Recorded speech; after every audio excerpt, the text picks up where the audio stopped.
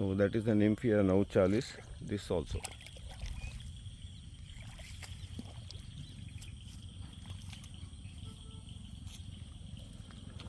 And it can be recognized by the leaves that are having blue color underneath, like this.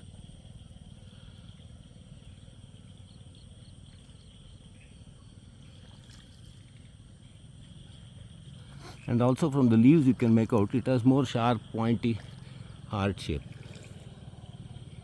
like that. It is quite a common nymphia of this agriculture places and all, and that is the second nymphia over there.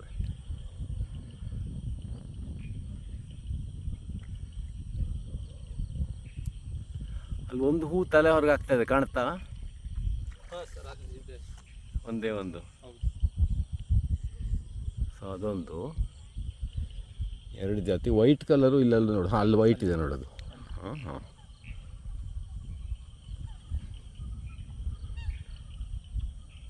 So 2 colors of nymphia, 2 species also. One is that pubescens, that white one, which is little bit deep. I can't go there.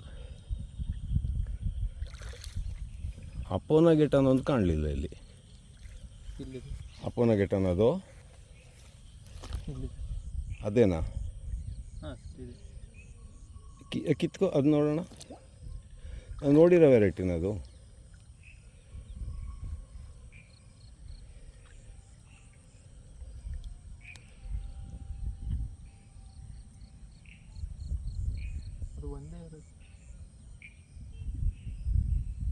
ಹಾಂ, ಇಲ್ಲಿ ಅಪ್ಪನಾಗಿಟ್ಟವನು ಅಷ್ಟಿಲ್ಲ, ಬೇರೆ ಎಲ್ಲ ಇದ್ದಾವೆ.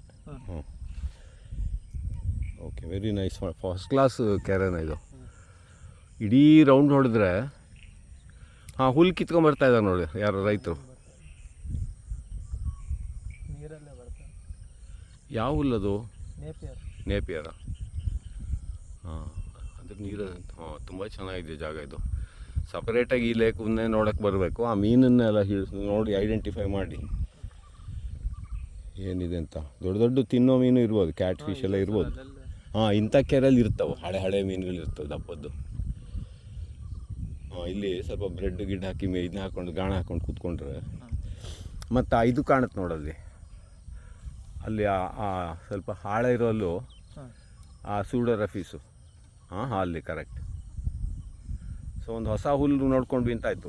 ಈಗ ದೂರದಿಂದ ನೋಡ್ರೆ ಗೊತ್ತಾಗುತ್ತದು ಅಲ್ಲ?